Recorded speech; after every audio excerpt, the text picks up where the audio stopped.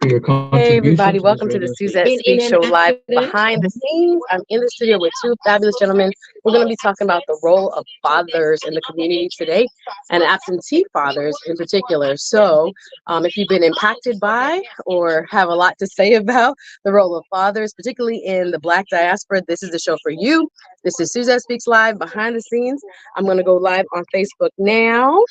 Leave a comment, leave your questions. I'm really excited to have everybody here. Hey, everybody, thanks for watching. And yeah, we about to get started in about 60 seconds. I didn't bring no extra water. Oh my goodness. Well, I hope you have water. You guys want water?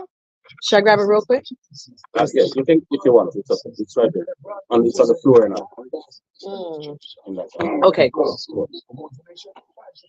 I'll do a quick intro, introduce the studio call number, so I'll be looking over your shoulder, but then I'll have you just introduce yourself. Tell me how much time, please.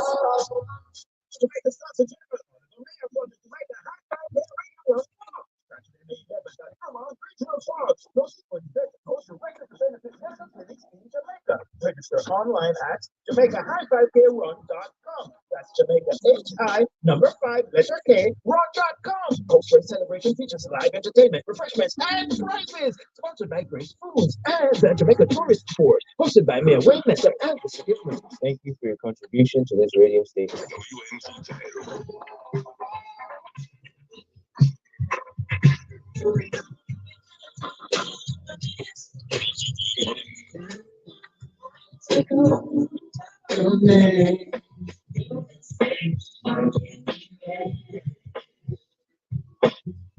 She started working for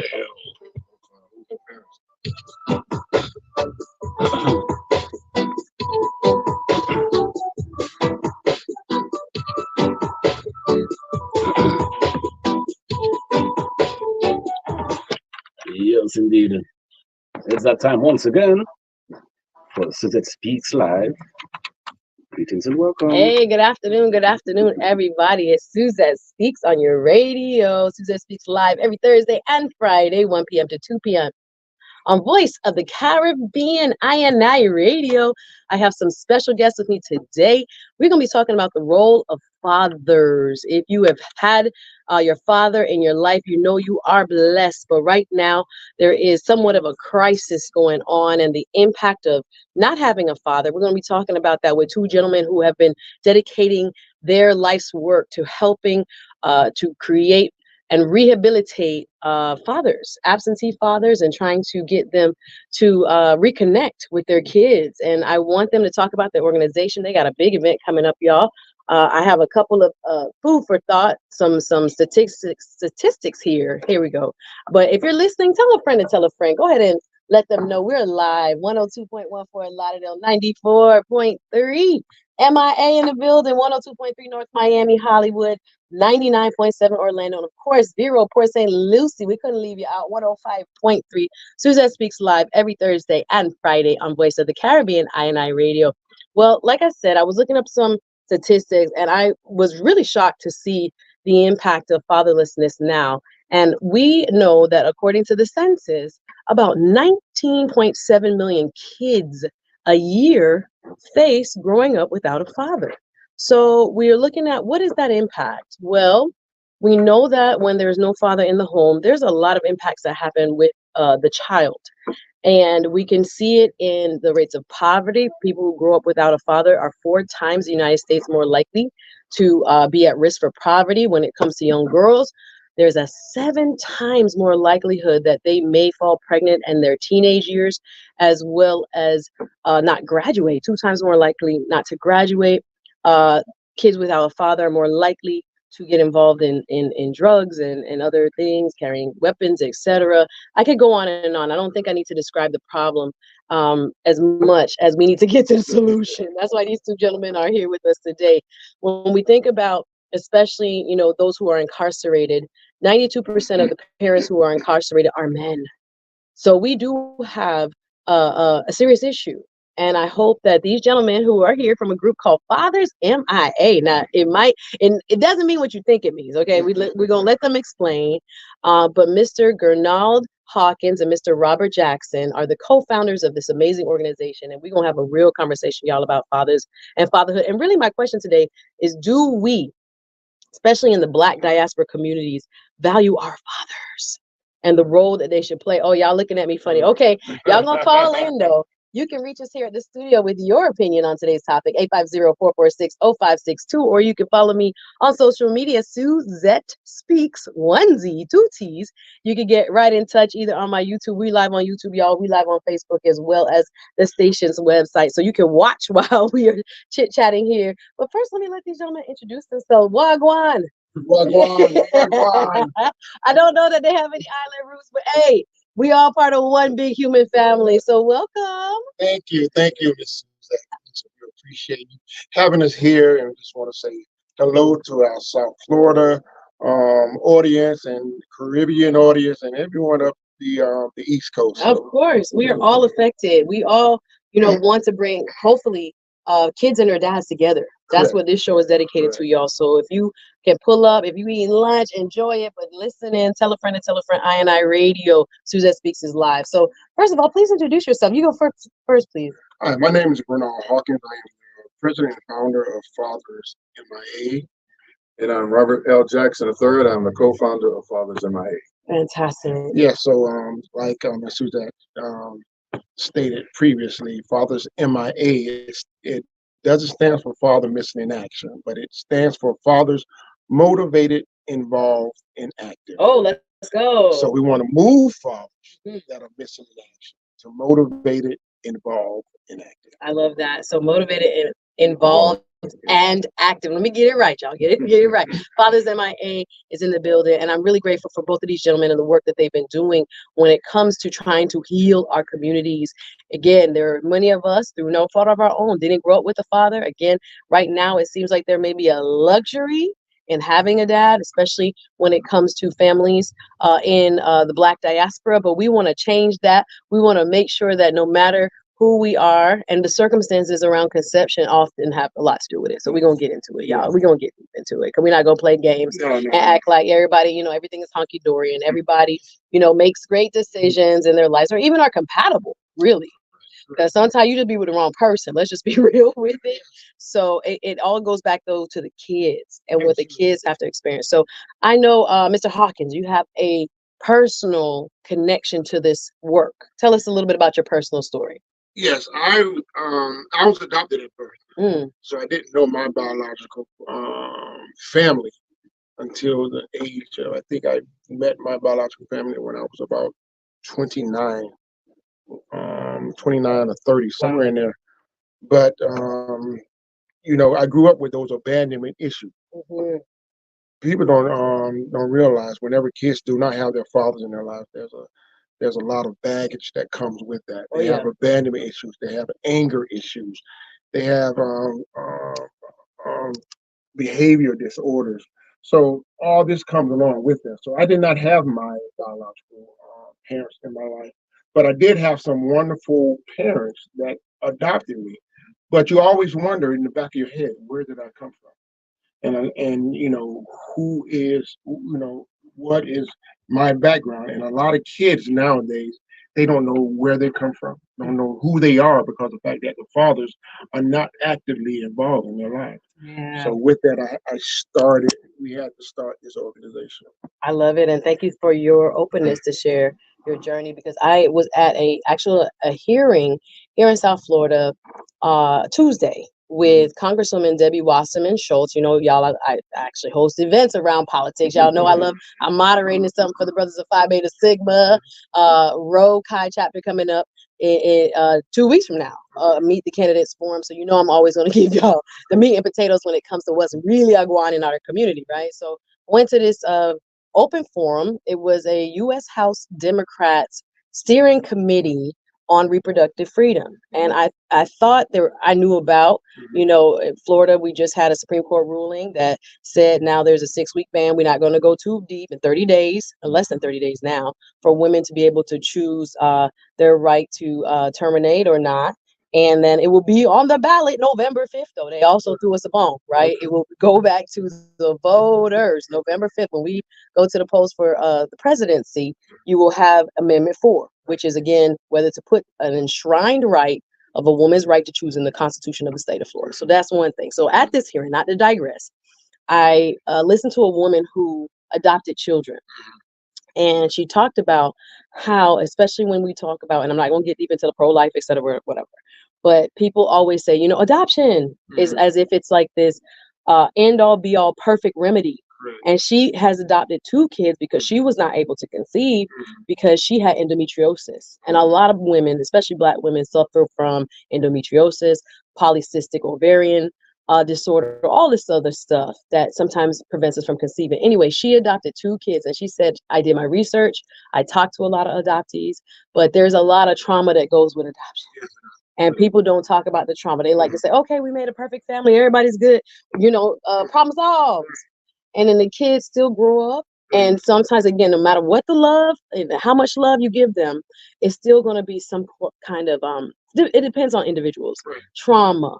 And as you say, lack of belonging or sense of identity that we all need. We all need to know where we come from and that we're loved and supported no matter what. So you have a very, I think, representative kind of experience when it comes to the adoption community.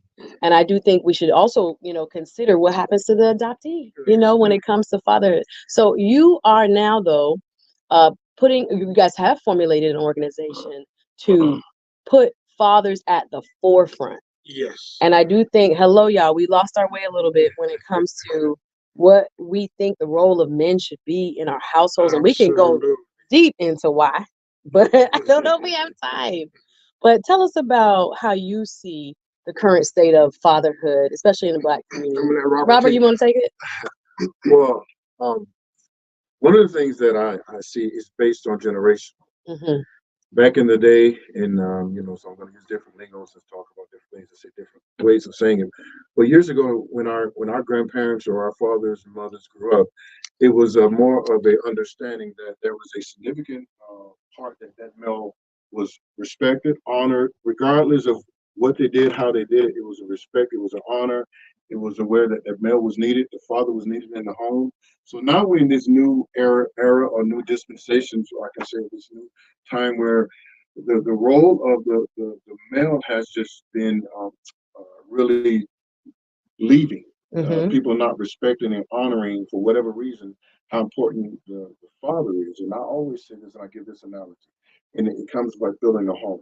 So if there's a roof problem with the roof, you can always call a roofer, and he can come and fix the roof in that house, and it's fine. If there's something wrong with the walls, you can call someone and plaster the walls and fix the walls up. But if there's something wrong with that foundation, if that foundation of the home is cracked or anything, even the city, even builders will consider that house condemned. They will remove you out and say, you can't go back into the home until that foundation is fixed. Well, I believe that our families are living in a condemned state because the foundation of the families are not there. That's the father. There's so many programs out there that fights against fatherhood. There's so many programs, believe it or not. Government gives the mother and the child more money if the father is not there, if the male is not there. How is that? How can you consider a family and remove the father figure, one of the foundations and the most important part of the home, out of the home? Believe it or not, there are stats that shows that a single parent home with a father is more thriving than a single parent home with a mother. And that's just stats. And it's just like, even to where if the mother and the father was in the home together raising the child, it will be no significant drop off. It will be the same if that same child was in the home with the father, but there will be a significant drop off if that same child was in the home along with the mother. So it goes to show you how important the father figure is. And our job is we're turning the hearts of the children back towards the fathers and turning the hearts of the fathers back towards the children. And we're bridging family, children, and families, fathers, family, children together. I love this. I can talk. No. You're giving us a word now, because we got to do some soul searching, y'all, as a community, because we say we love that, but Mother's Day be the hype. Mother's Day, the restaurant's full of Yes. People got everything they need from mom. Mommy love you. Mommy get the messages and the flowers and everything. But Father's Day, I don't know how y'all do it. Be kind of quiet. So It be quiet. It is quiet. It's pretty. if daddy get 2 socks and a bow a tie or something, I don't know. It's like we have a culture. I think even beyond Black culture, just as an American culture, that we really value mommy. And mom is at the core and at the center. And I'm not saying she shouldn't be, but we got to make some space. You know, say, give me some space for the dads and how we value them. Do you think it's like I don't know, a social construct or in the social media, in media in general? Because even when I think about like commercials and things like this, I'm just starting to see Black dads featured in the last few years about, taking care of household duties or, the detergent commercial, these kind of things. You just started seeing it, right? But there was always kind of like this underlying depiction, I think, especially even in movies and media, that Black women were by themselves. That we're undesirable. I'm not going to get off into too much of a tangent, but also that we got to do all bad by ourselves. And it is like, there's something that I think even in marriage is being undersold and being kind of given to us as a deception, that it wouldn't be a joy, a privilege, just an expansion of oneself to connect with somebody, a like-minded man. Now, that's the problem. We're getting in with for different reasons, relationships with people, but there's a joy behind, I think, 2 individuals that see it's important to build something bigger than themselves that they couldn't build individually. That comes from Dr. Cindy Trim. And knowing that, they're hopefully birthing something new, not only a little person, but, something that they could not have accomplished were they by themselves. You think there's something in our psyche that has been implanted? And give us a little idea as to how we can become conscious of it so that we can start to value fatherhood. There's power. There's power in fatherhood. There's power with the male is in the home. Kids thrive. I mean, as far as with them having self-esteem, they thrive as far as socially. Whenever the father is in the home, their character is even stronger. It's built even stronger. Because I always say, listen, there's a lot of stuff that my friends did that I could have done, that I wasn't afraid to do. Because I wasn't afraid of, that I would get caught by the police. My fear was getting caught by my daddy. My dad. Yes. Because if my father found out, I probably would have told the police, please take me. Because I didn't want him to get a hold of me. You don't want to be hello somebody. Yeah. But the thing is, whenever the man is there in the home really thrives. And nowadays, we have our women. Sometimes they say, I don't need a man. I'm independent. I can do things by myself. But in all actuality, even when I don't want to go to preach. Right. But even biblically, when the Bible says a man should leave his father and mother. Right. What's happening nowadays? We have young men just leaving their mothers. And because of the fact that they're just leaving their mother, they don't know how to be a man. My goodness. And if they've never seen a man in the home, so they don't know how a man should treat a woman. They don't know how to take care of their homes, how to provide for their home, because they didn't have that example. How to love our Black women, because they never had that example. And the thing is, what's happening is, or sometimes within these homes, the mothers put down the man. Your father's no good. You acting just like your father. Oh boy, we're gonna get into co-parenting. So now, it's important how you talk about that other parent. Right. So there's a lot of anger issue towards men. Yes. So once they get out on the street, now you see a lot of boys killing each other because of the fact that they've been raised to hate men. My goodness. So whenever we get out on in our community, there's no love. The men don't love each other because they never had to be taught, how to love another man. We're going deep here, y'all. This is Suzette Speaks live on your radio, Voice of the Caribbean, I Radio, having a wonderful conversation with 2 co-founders of a group right here in South Florida called Fathers MIA. Where do you have a website? Yes, we do. What's your website? Website is fathersmia.org. Okay, so we're gonna get into Fathers with an S. Fathersmia.org.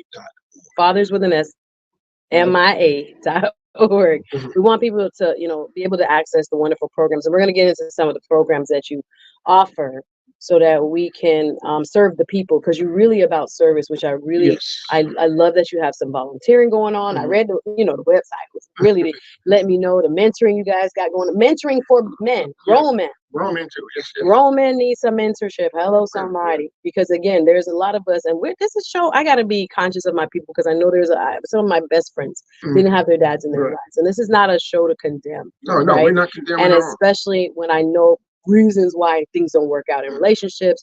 I know there are people that wanted to build families, but for whatever reason, it did not work out. So it's not to condemn, but it's definitely to learn from, and to give fatherhood a different place in our minds, in our mindsets, in our communities as we move forward. How are you talking to that young person, that young boy, that young girl about fathers, their own father, or about fatherhood in terms of a relationship with another human being? We have to be very conscious of the language we use when it comes to our men. Yes. Like you said, we one of the most Bible believing communities. Yes. We love our Bible. Yes. We will eat a Bible leaf. Yes. But when it comes to the relational part, help us, oh God. Yes. When it comes to the relational part of how we supposed to yin and yang, men need women and women need men, and how we are balanced for one another. I know y'all got y'all ways. Hello, somebody. We got to be cultivating ourselves individually so that you are prepared for marriage, that you are prepared for a long-term relationship, and you are prepared for fatherhood. But sometimes you become a father, you're not prepared. Talk about your journeys individually. Are you guys both dads? Yes. All right. So what changed the most for you when you became a dad, Robert? Well, the thing about it is, some people, we had this question before. Were you thinking about ever being a dad, preparing for a dad? I never really thought about preparing or being a dad, because I knew I was going to be one. Because I was fortunate enough to have my father in my life. He was my hero. He taught me everything. And so even when he passed prematurely, it hit me, and I was a grown man. Oh boy. But I had a relationship. He actually told me it was okay that men cry. Growing up, a lot of men say men don't cry. He said, well, you got to get that emotion out some type of way, because if you get it out the wrong way, and so God gave you the tears to cry, just, and so he taught me everything. And so when it came to my daughters, I have two girls. So I said, God has a sense of humor. Oh, I'm about to say, God really gave you the biggest test, too. I'll leave that alone, but God has a sense of humor. And so, but I would talk to them and be a part of their lives, encourage them. When they was growing up, men will come up and say, "Oh, you're cute," and they'll look at them and say, "Well, my daddy tell me that all the time." Because I want them to get it. I'm not impressed. Right. My daddy tell me I'm cute every day. I want them to hear things and understand things. Don't be caught off guard. Right. And so, or be just so shocked that someone values them and thinks that they're beautiful. They should hear that whole verse, be a mommy or daddy, so that they have the sense that they're valuable.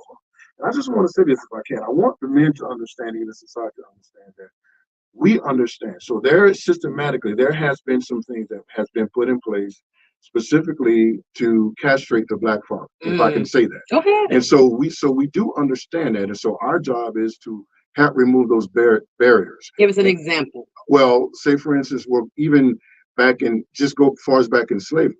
Let's take that mindset where you're a man, and when back then families and fathers were strong. But then there was a system where that they raped the mothers, they raped the young girls, they separated them, and they held the father there to look at this happening. So imagine the mental, and he couldn't do anything about it. So over the time, emotionally, he had to get to a sense saying that I can't let this emotionally affect me, or even disassociate. Right. So then look at that over the years. So that carried over the years to where even when it was time for the father to step up or stand up, that the emotion that took generationally came, and it's like, okay, I'm a survival. Right. It's like, how dare I be vulnerable to somebody that I could love and care for to the moon and back, but I don't have any control. And I do think that plays an excellent point. We're here with Fathers MIA. You can visit their website. Give us the website, please, again, because we have to take a break shortly. If you want to call in and talk about the role of fathers, or why it's important that we start to value fathers, or why we might not be valuing fathers, you can hit us up in the studio, 850-446 0562. Let me get it out again. 850-446-0562. Right here on the Suzette Speaks Show Live. So much more to talk about, you guys. And I want it also to start getting into like some of the programs that you offer. I know you have a big event coming up. Let's go. You got to talk about that. And I think, again, the just to set the intention of the show, we want to make sure that we are edifying both moms and dads. But here we got to really speak about, do we value fathers? And we got to be real about that on the macro level, like the whole community, and on the individual level as well. What were you told about your daddy? Were you in a loving relationship? I just saw a post, and I'll let you guys go search social media for it. But there was a post on, okay, I do look at Shade Room, but yeah, it was a post of Glorilla, and Big Glow as she goes by. And Glorilla was talking about, like, I think she was on the Tamron Hall show, and Tamron Hall gave her a video message from her dad. And her dad was saying how proud he was of her and how he wants her to, like, continue to have many years of success. And it was so amazing to see her reaction, because she has such a positive relationship. She's like, my daddy has my heart. And it's so few, I don't think there's so few dads. I think there's so few public examples of that type of relationship from Black men to their kids. If I look at the young folks who know who I'm talking about, DDG, if y'all don't know who Haley is from The Little Mermaid, she and her her what gotta call it, partner, I guess. They're not married, but they're partnered. And they post the most wonderful videos, and they are young, in their early 20s, and decided to have a child. And it's just like the joy that DDG puts on, like, his social media, that young people can see. I'm grateful for it, even though I would have loved it for them to be married. But it is like a whole different aspect of fatherhood that I think men don't get to witness. The joy of hopefully just imparting what you can in a little human being that is completely reliant upon you. I think we get a lot of, like, the posts that be like, these kids, man, who are so difficult. And I think it kind of skews what our community thinks. Majority of Black men have never had kids. Majority of Black men are not married. Majority of Black women are single. Thank you, census. Y'all can look it up. But it's frightening that, again, psychologically, we have to become more and more aware of why, right? What are they feeding us to make us believe this is not for us? White people getting married, bro. I'm going to say it like that. But people in other communities, they get married. They get married 2-3 times. And one thing they going to do is keep us, you hear me? But they telling you, be single and do it all by yourself. Baby, I fell for it, but no more. No more. We have to really be conscious of what we are eating, guys. The food, spiritual food, and what we're learning. Y'all, this is Suzette Speaks Live, I&I Radio. We're going to take a short break. Again, Miami, 94.3 FM. Tell your friends, 102.1 FM Fort Lauderdale. We are live on 102.3 North Miami, Hollywood. All the way up in Orlando. What's up, guys? Central Florida, 99.7 FM. You can tune in 24/7, as well as Vero Beach, Port St. Lucie at 105.3. Again, the studio number is 850-446. We're talking about fathers today, and do we value fathers in our community? 850-446-0562. 850-446-0562. Suzette Speaks Live. Stay tuned. We'll be back with more after this.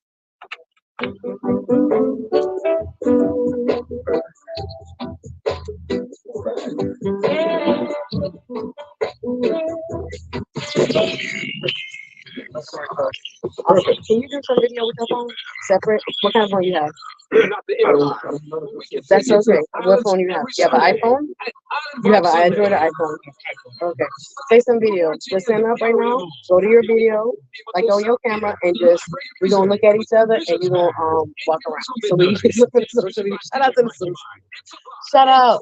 Thank you so much. Smooth approach. I see you.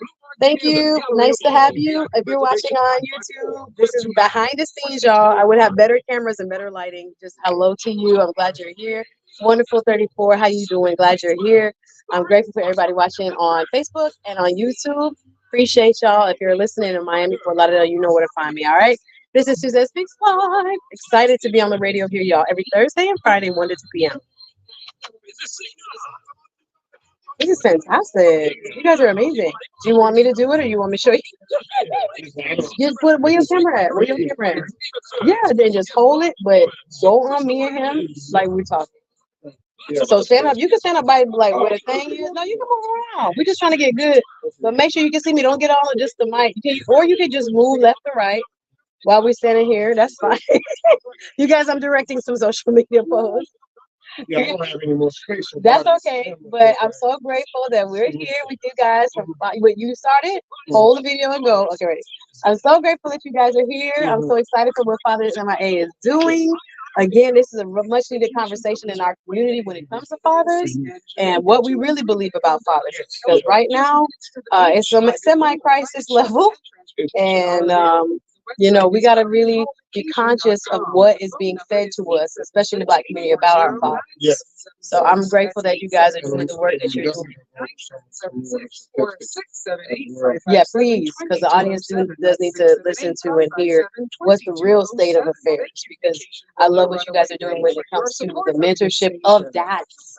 Because a lot of people did not grow with their daddy and just don't really know or are afraid to assert themselves. I'm quite sure you know Mark Joseph, right? Yes, yes. Oh, he's a part of you guys? He's the attorney that we send our fathers to that want to be a part of their child's life, but the mother's giving them that. You know, you can't be with me, you can't see your child. Right. You know? Right. So, you know, there are laws now that help fathers right now to get more actively involved in their child. Do you see that happening more? That let's talk about fathers' rights, and that you see, because I think that I'm hearing that there are laws now in states that are guaranteed more than 50-50 for the man and the woman when it comes to the custody and joint custody. What's his name? Attorney Benjamin? Benjamin Crump? No, Benjamin. He's a state rep right now, but yes, I know exactly. Chris Benjamin. Chris Benjamin. Yeah, he was the one that helped write some of the laws to help with the fathers getting more accurate to their kids. We got to talk about that because I think people assume that this is going to be the framework in our legal system. I think it's changing. Like fathers are getting a lot more say and a lot more time, equal time.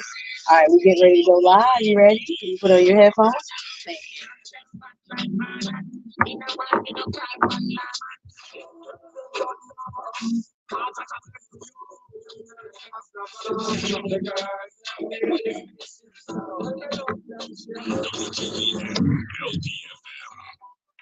Straight back to you.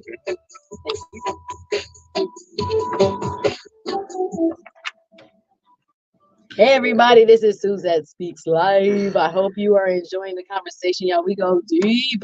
I'm really grateful our guests came to enlighten us. They're going to start with some more facts and figures as it pertains to fathers and whether the question of the day is, do we really value our fathers in our communities and whether we should be doing a better job? And I want you guys to take today's show, again, don't take personal offense, because again, I know people have a lot of trauma, a lot of wounds about this subject matter. It's difficult, y'all, to deal with, so we honor that. We respect that everybody has had different journeys with respect to this thing called fatherhood, but we are trying to focus now on more solutions of what we should be doing and how we can support men who are trying to do the right thing and trying to step up and be in their kids' lives. We're going to talk a little bit about what happens when a mother and the father not together no more, and then it becomes sticky. Hey, we're going to talk the thing, because that's a real reality where, again, you don't get along, and the kids feel kind of, trapped in the middle. And then sometimes, I'm not going to say it's just moms, but dad uses it as a pawn, mom uses it as a pawn when it's bigger than that. It's supposed to be bigger than that. Y'all come through. It's 850-446-0562. Get you right in touch. I Radio, Suzette Speaks Live, 850-446-0562. Get you right in touch. Today's conversation is about fathers, you guys. And I'm here again with the two co-founders of Fathers MIA. And I want to ask Mr. please start with some statistics when it comes to fatherhood so we really understand what's really going on in our communities. Yes, 85% of youth that go to prison grew up in a fatherless home. 71% of kids that drop out of high school grew up without fathers. 85% of youth that have behavioral disorders grew up without fathers. 63% of youth that commit suicide grew up in a fatherless home. 90% of kids that are homeless, kids that do not have homes, 90% of those kids do not have fathers in their lives.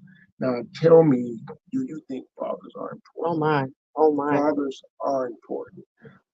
We believe that we need to sound the alarm, let our men and our women know. Listen, kids need you. Whenever a child, especially a young man, whenever they do not have a male role model or father in their lives, they gravitate to men. Yes. And usually the men that they gravitate to is the men out on the street. They gravitate to the drug dealers, the pimps, the gang members, because these men out on the street show them that false love, a love that only carries to what that boy can do for them. Right. You know, it's not genuine. It's not genuine. But they're searching. Yes. They're searching for that male love. Right.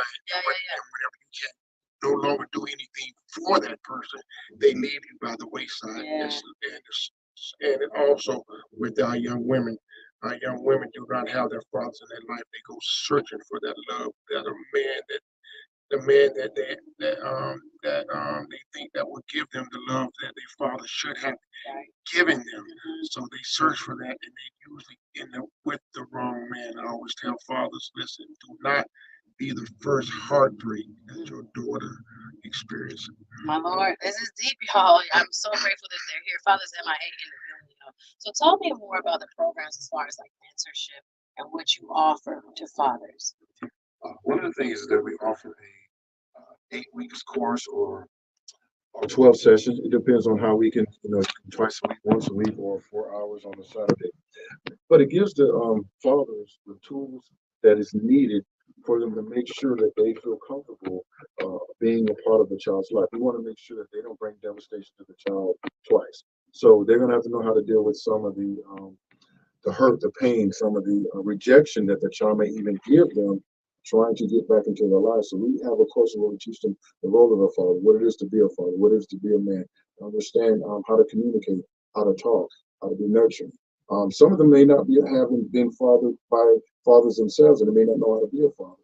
So we make sure we give those necessary skills, the tools needed, and then we also work with other organizations to make sure they have the resources that they need. A lot of men don't feel that they are men unless they're able to financially help. So we make sure that we partner with other organizations to make sure they have opportunities for jobs, opportunities for skill sets and things like that within the workforce area to be a part of the child's life. We try to remove all the barriers.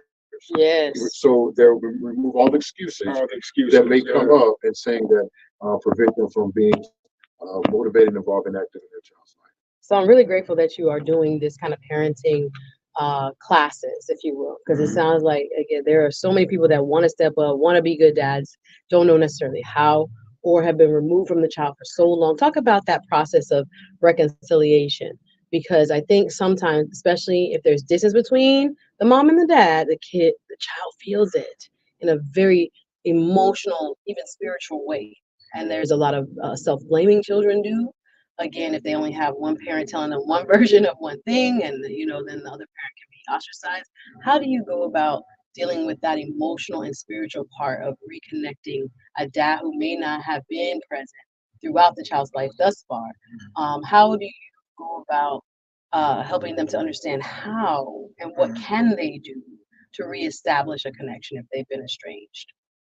One of the things that we do is within these classes is that we have to get their mindset and their emotional understanding together. Because again, without that understanding, and then prepare them. Listen, if you want to do this, then we're here for you.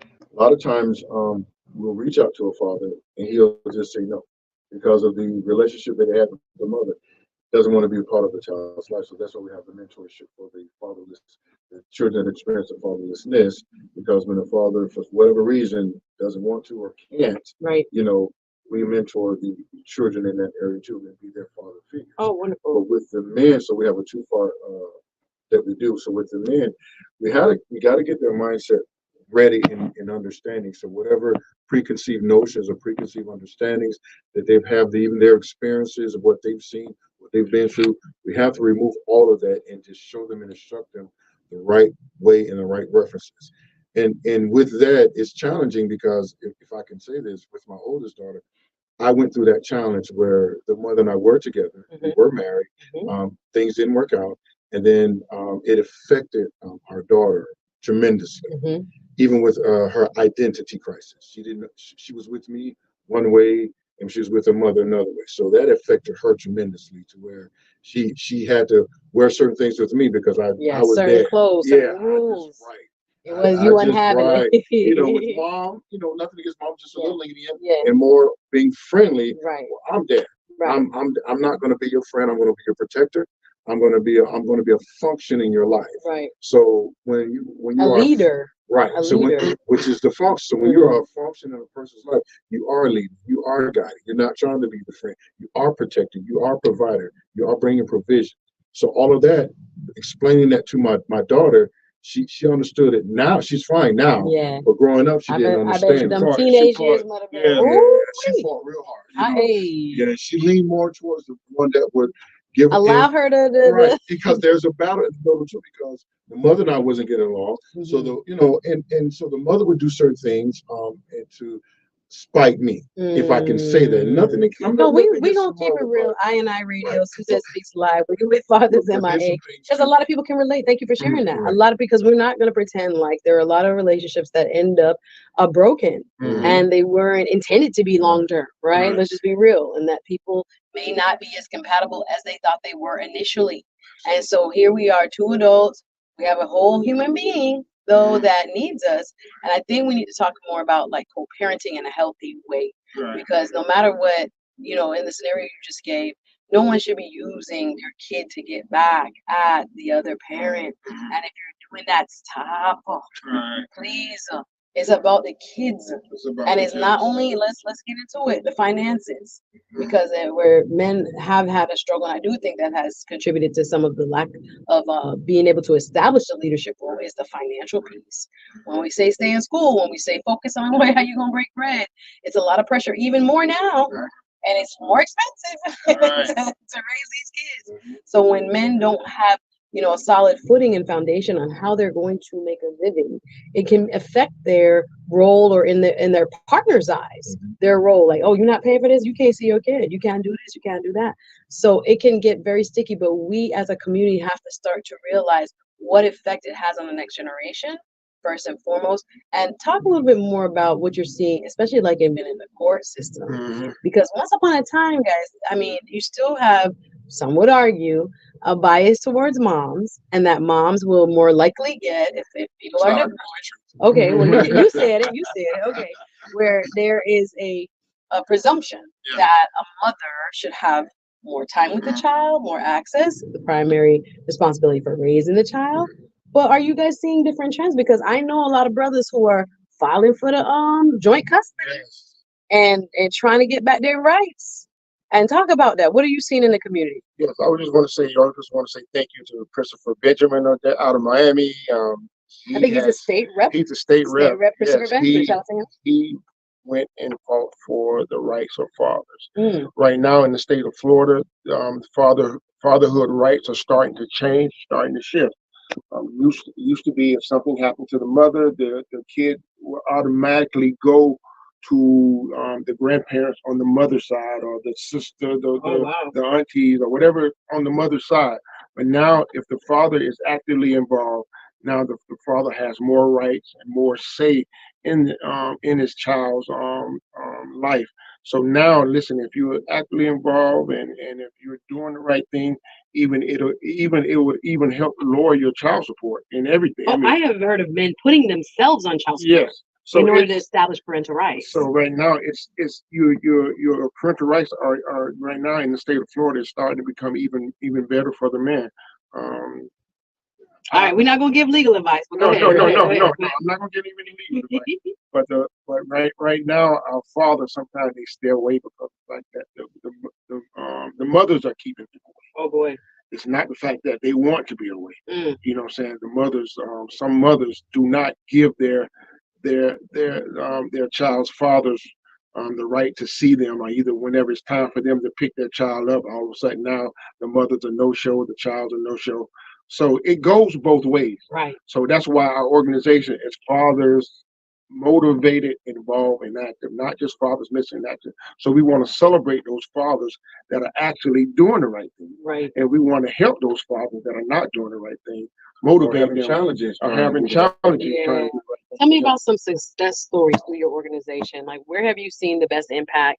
I know you say you also provide role models for children who do not have a dad in their life. And that's, again, that can be common for whatever reason. It doesn't necessarily mean the woman is trying to keep them away, but for whatever reason, person can be incarcerated, person can be in a different state. I know a lot of people like that, you know, their dad lives up north or grew up down here with the mom side and that kind of thing. Talk about the role that the volunteers in your organization can play for the young people who are experiencing fatherlessness. You know what? I just had a young lady just text me just yesterday. She's in college. The first thing she said was, "Hi, Dad." She came through our program. Wow. Her father's not actively involved in her life. Wow. So we have made such strides to where these young ladies and young men, they see us as father figures. They never had a father. They didn't know how to engage with a man that's trying to help them in a healthy way. Not trying to get at them. Not trying to get. I just listen. No, because I know that there's young people that don't know how to relate to people that's showing them niceness, even from a young boy's perspective. That somebody treating them good or having any type of praise for them, or any type of trying to show them, you know, how special they are. It can be misinterpreted, and they're not used to getting it in a platonic, healthy, leadership focused way. And so you have to reprogram the kids because they've been exposed to too much. Y'all don't want me to go there. Because when we first started out, we were getting pushback because it was like, why is these two black men trying to? Oh, they were scared of y'all. I bet. And just in society, we would go and talk to different organizations, different things to try to get grants, things like that, assistance and help. And they were looking at, why is these two black men trying to listen? Think about how dangerous of a stereotype that we have suffered from, and that our men have suffered from. Absolutely. So when we're looking at men, we be like, again, I've had conversations, my YouTube channel know now, when we talk about, would you take your kids to a daycare that was run by men? 99.9% of people say, nah. Why would men open a day? You know what I'm saying? So even it, like, that is like an oversimplified example, but the same type of mentality is behind the asking of, how dare people even put that on y'all to make sure. Again, I think people have a desire for kids to be safe, but there's such a deeply ingrained idea that men cannot be nurturers and leaders in a way that is healthy and loving and far removed from any type of exploitation or abuse or anything like that. One of our young ladies that came through, her father was in prison. She did not have a father in her life, and she went off to college. She came through our program, and then we found out that her mother passed away. Oh wow! She had already come through our program. She already graduated, but we heard this. So myself and my wife, we flew up. She was going to Howard University, Washington, D.C. We flew up to D.C. to check on her to make sure that she was good, because we always say, once you come through our program, you're always a part of our family. Wow. You know what I'm saying? We don't just have you come through our program and just leave you high and dry. Once you come through with Father's MIA, you are always part of the Father's MIA family. I'm so grateful. So we flew up, made sure that she was good, gave her a care packet.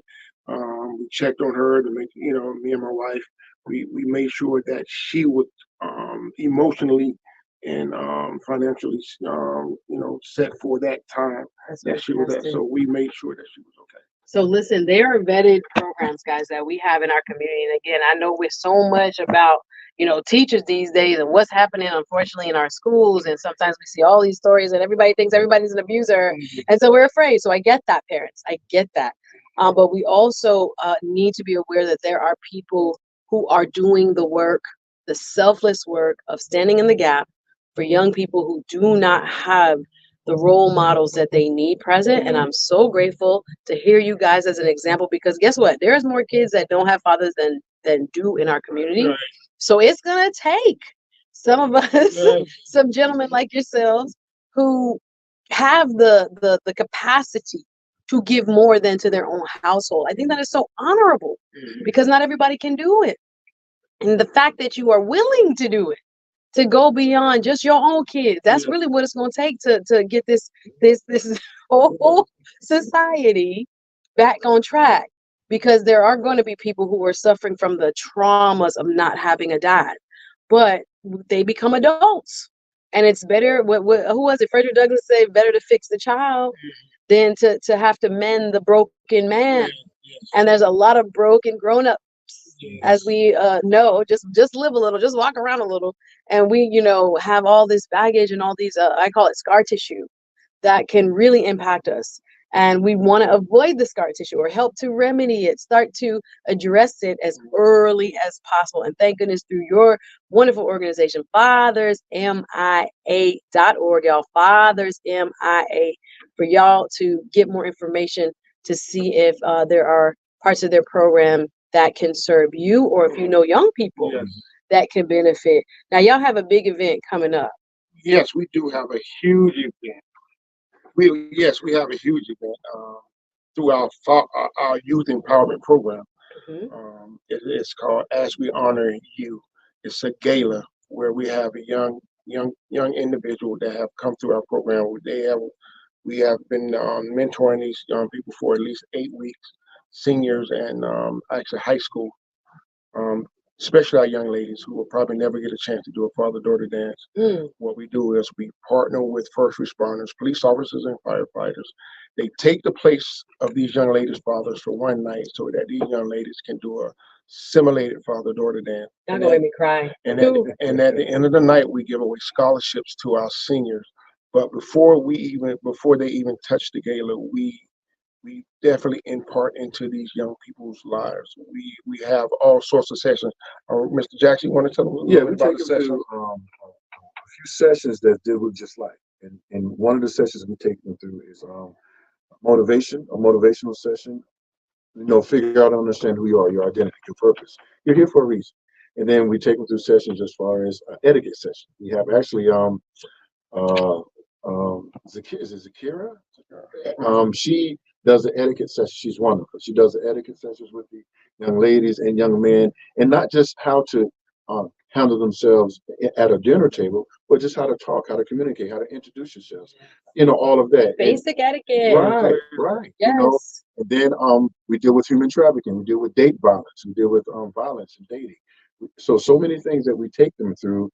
That and as a matter of fact, one of the young ladies wrote us a letter and just said, at first she was hesitant and wanted to be a part of the program. She just came for the money. She just came for the stuff. She said, at least she came to real, but the real deal is that sometimes, again, I have taught at technical college and things like this, and the lack of social skills, etiquette skills, some of the basic things that get you through life. You might not have that book knowledge, you might not have that college degree, but once you have certain social etiquette understanding, it's just amazing that there are so many kids that don't have it. To look at somebody in the eye and smile, how to properly shake somebody's hand, how to fold a napkin when you sit down and eat, and have some social graces. Shout out to my girl from the Inside Out Etiquette School, Jackie Vernon Thompson. We probably need to do a show, girl. But shout out to people who are also doing that type of work. But what an impact. And so the thing is, the reason I said that, so after the first 2 sessions, she's our biggest advocate. She didn't even know what she was missing. She knew. She was like, I'm glad I stayed. You guys turned my mindset and my heart towards men. And you guys are role models and father figures in my life. And so that's one of our biggest for me. I'm about to get teary-eyed. That's one of the No, but biggest don't let the highlights. media fool Right, you. That's one of the Because if biggest you highlights. watch the media, you would think there's no good black man doing Yeah. nothing for the community. And I just Absolutely. had, back in February, Black History Month, I honored 10 outstanding black men Mhm. because I know they are there. Where the leaders at? They're sitting with me. They're doing the work. They may not be doing all this PR to tell Right, y'all what right. they're doing, but there are so many. And we have to encourage, again, that's why I invited you guys on to use my platform as a space where we can highlight the folks that are making the impacts.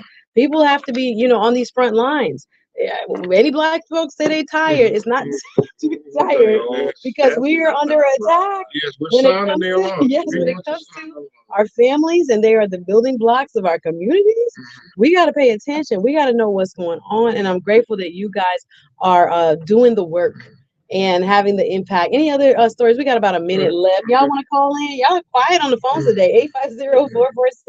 850-446-0562, 850-446-0562. Fathers MIA in the building. Last call on the phones. Yes, sir. And one of our biggest sessions is our healing sessions, where we actually have our psychologists where they have to write a letter to their father. Wow. And when they write a letter to their fathers, what they do is they get all their emotions out. Wow. And when these kids are reading the letter, there's not a dry eye in the building because they're going through a lot of hurt, abandonment issues, anger. And our psychologist, thanks Dr. Tasha. Yes, that's my girl. Dr. Tasha, she has led our healing session for the last 5 years, I would say. Wow, And Dr. she Tasha does is an amazing job. Yes. She- Doctor of Psychology. Let me give my girl a plug. Yes. She will also be at my event April 24th. Dr. Tasha, shout out to you. She is Drive-By Therapy. is her Drive-By company. Therapy. So y'all can look her drivebytherapy.org. She is Yes. amazing. Yes. Come check us out on April 6th. Our gala. Please research us. And one more time before we go, the website for more information. FathersMIA.org. We on all social media, Facebook, Instagram. Look us up. Fathers MIA. Listen, there are a lot of great fathers in our community, and thank you to these two gentlemen for joining me today on Suzette Speaks Show Live. Thank you, 𝙏𝙗𝙚 Mr. Robert Jackson. Hey, we had fun. Yes, I'm glad you came by. Give it up for Suzette. Give it up for my girl. Thank you. Brand new to the airways, but we're grateful that we have, again, the soldiers on the front lines like yourself helping to do the work to heal our communities, to rebuild our families, and reconnect fathers to their children. Shout out to Fathers MIA, FathersMIA.org. Again, you can listen to me every Thursday and Friday. Great conversation, y'all. Thank you for watching and listening on the YouTube side. Let's go. Everything Irish. Everything Irish. Let's go. Again, 94.3 FM, all the way in Miami. Come up to Fort Lauderdale. We are live on 102.1 FM. North Miami, Hollywood, 102.3 FM, Orlando, 99.7, Old Town, what's up? And Vero Beach, Port St. Lucie, 105.3 FM. Again, catch me tomorrow, guys willing, 1 p.m. to 2 p.m. live, each and every Thursday and Friday. Suzette Speaks Show live here. INI Radio, Voice of the Caribbean. I'm so grateful, again, for this conversation. I hope it has edified you guys listening. And again, next up, we have my homegirl, Lisa B. Big up, Lisa B. Ready to bring the vibes. Thank you guys so much for listening. And again, I hope you will join us again tomorrow, 1 p.m. Suzette Speaks Show live on INI Radio, Voice of the Caribbean. And real quick, let me plug my event, April 24th, y'all, all the way in Pembroke Pines. I'll be hosting a networking social for professionals called Politicking Networking Social. We politic, you know what I'm saying? We have State Senator Chevron Jones. We have Dr. Tasha as a co-host. We also have Michelle, who is a mortgage broker, Michelle Hosang. Rose Thompson, she was on last week, y'all. She is a real estate broker, as well as Andel K. Brown, lawyer, and I have one more co-host on my guest, and Catherine Minnis. Yay! So we are bringing together professionals to come together. You can find me on all platforms. Suzette Speaks for more information. Again, Suzette Speaks 1Z 2T. And we will see you tomorrow. Thank you so much for listening. You're the expert at putting out to the wire. Thanks for watching, y'all. Thank you, guys. She milks it, you know, she goes all the way.